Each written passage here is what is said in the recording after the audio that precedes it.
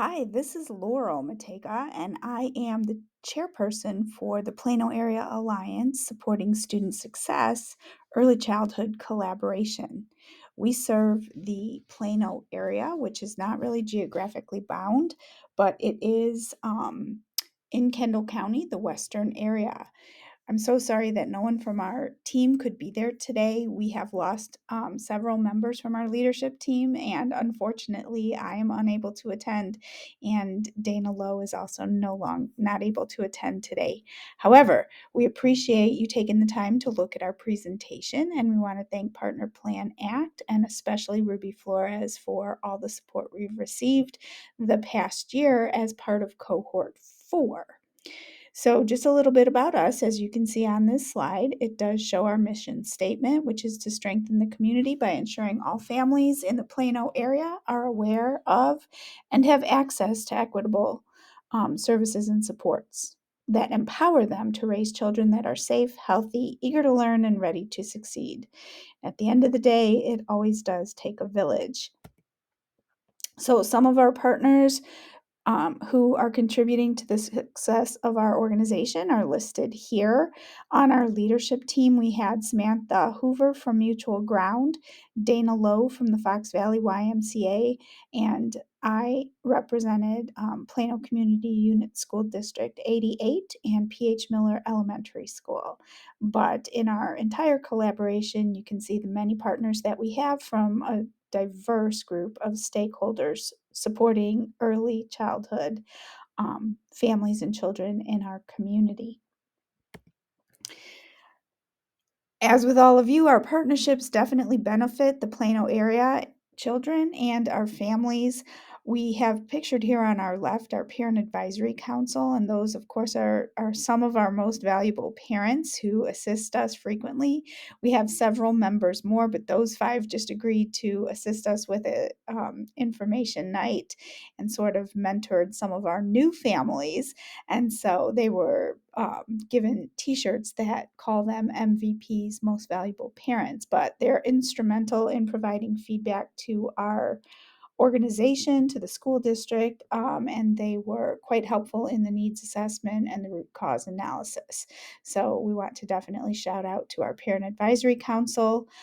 You can see there, Plano District 88 and the Fox Valley YMCA are going to be partnering to house 5 sections, 3 classrooms, and 100 students from our preschool program at the YMCA. This is something that has never been done before. We are trying to really embrace the mission of systems change and disrupting the idea of having all of these separate rules for accountability and compliance. So we are merging our school district program with a DCFS licensed site for childcare, and we are certainly blazing a trail for any brave organizations that want to try to do the same moving forward. It has been a whirlwind since January when our board decided to locally fund free preschool for 92 students in our community. But we are looking forward to the results that we will get in the future with providing this opportunity to more families in our community. And of course, our Family Resource Center has been open since 2019. However, we are expanding the offerings and the agencies represented there starting in August. So all of this work is what we've been doing.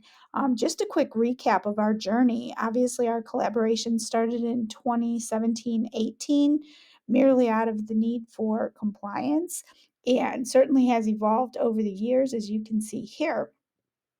And so I'm not going to spend time reading through this, but last April we showed the No Small Matter as a community screening as one of the action steps for our collaboration and had no idea the impact that would have on our community and especially our school district board of education. But they certainly did embrace the idea of the investment in early childhood as having the highest rate of return. And so, um, as I said earlier, they have decided as of January 2022 that they would be funding 92 spots for preschool locally so that those students who wouldn't qualify for our PFA or expansion program could go to preschool for free in our district program. Um, Parallel to all of that exciting development, we have also been, through our coaching, working with Ruby and our collaboration and our community, of course, to do a community needs assessment, have our quarterly meeting with all of our stakeholders and determine our targeted problem, and then complete our system scan, our root cause analysis, and feedback. And we are still, working on all of that as, I share this presentation with you today. However, we did determine our targeted problem, which is that our students are not ready for kindergarten, of course, in all three areas. However, we noticed quite a discrepancy for those students that are on free and reduced lunch versus those who were not.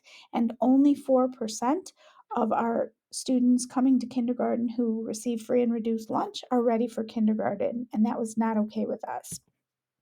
So we conducted some collaboration meetings where we did jam boards to look at that problem further.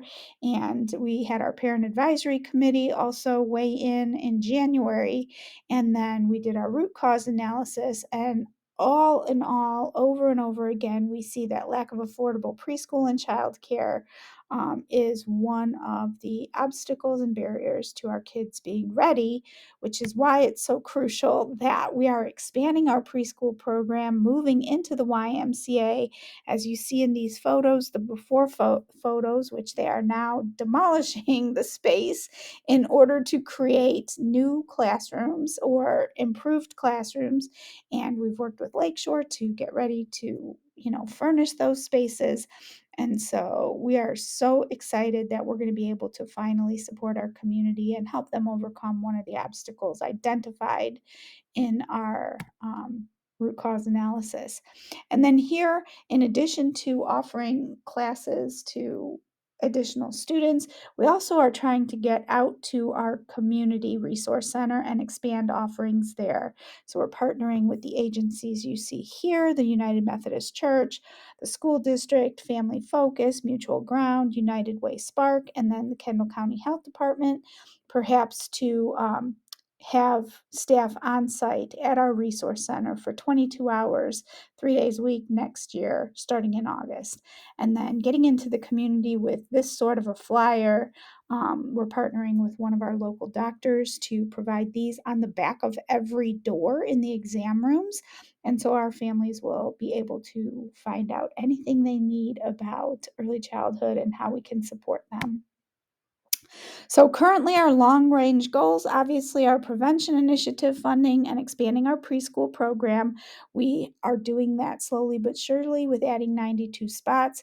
When funding for prevention initiative becomes available, we are certainly going to apply for that, and hopefully we'll be able to partner with another agency. And then also expanding accesses to services for prenatal through 3. You see some of the information that's helping us do that. Establishing a presence in the community. You saw with that previous flyer that that's going to be on Dr.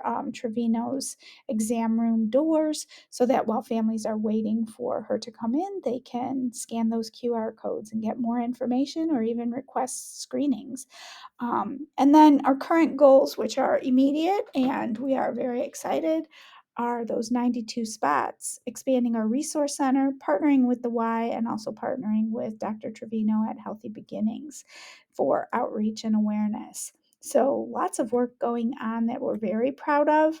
And unfortunately, at this time, due to some of the change in our leadership team, we do have to step aside and take a little bit of a hiatus from our formal quarterly meetings. But to be honest, we have learned a lot about all that we can do with a small committed group of people, and that we don't have to have meeting after meeting to get this work done, that we certainly can continue to work and meet as needed. We've appreciated what we've learned in the Collaboration Institute and Cohort 4. Ruby Flores has been amazing as our coach, and we are forever grateful for all that we've been able to accomplish this year despite the challenges of staffing shortages in our organizations, transition in our collaboration and in our leadership team.